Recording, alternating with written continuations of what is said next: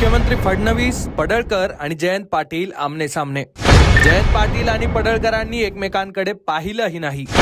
फडणवीस आणि जयंत पाटलांनीही नजरानजर टाळली. फडणवीसांनी पडळकरांचं नाव घेतलं तेव्हा काय घडलं? मुख्यमंत्री फडणवीस आज सांगलीत होते. इचलकरंजीत छत्रपती संभाजी महाराजांच्या आणि सांगलीत अहिल्यादेवी होळकरांच्या पुतळ्याचं लोकार्पण मुख्यमंत्र्यांच्या हस्ते पार पडलं.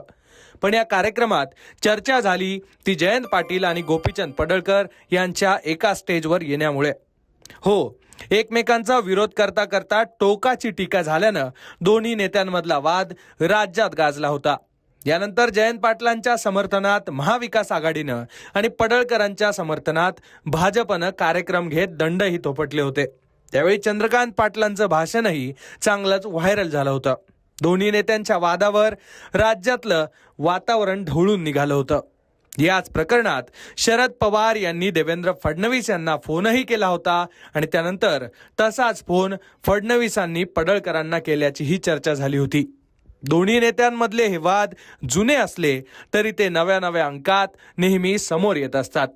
त्यामुळे आजच्या कार्यक्रमात हे दोन्हीही नेते आमने सामने येणार असल्यानं दोन्ही बाजूंच्या समर्थकांचं लक्ष या कार्यक्रमावर लागून होतं.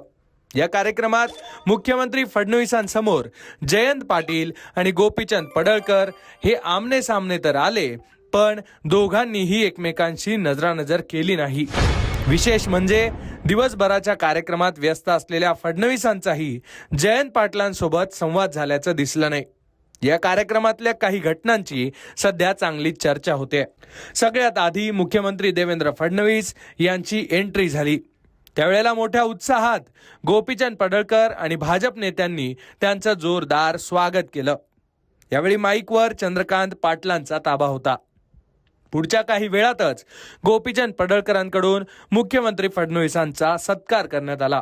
सत्कार करताना पडळकरांनी खास छायाचित्र भेट दिलं, ज्यामध्ये अहिल्या भक्त देवाभाऊ असं लिहिलेलं होतं आणि अहिल्यादेवी होळकरांच्या पायावर फडणवीस हे फुलं वाहताना त्या छायाचित्रात दिसत आहेत.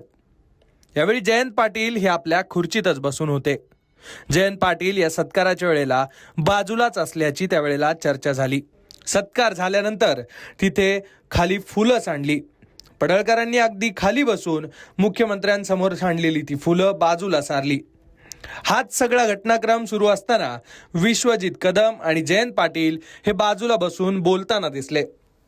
विशेष म्हणजे खासदार विशाल पाटील आणि काँग्रेस नेते विश्वजित कदम हे दोघेही या कार्यक्रमात बराच वेळ एकमेकांसोबत दिसले, पण जयंत पाटील हे तिथूनही बाजूलाच होते. पुढच्या काही वेळानंतर एक सत्कार झाला. त्यानंतर देवेंद्र फडणवीस, गोपीचंद पडळकर हे दोघेही खुर्चीवर बसलेल्या जयंत पाटील यांच्या समोरून गेले. पण ना जयंत पाटलांनी वर पाहिलं ना फडणवीस आणि पडळकरांनी त्यांना नमस्कार केला. पुढे देवेंद्र फडणवीस यांनी भाषण सुरू केलं. त्यावेळी फडणवीसांनी सगळ्या मान्यवरांची नावं घेत भाषणाला सुरुवात केली.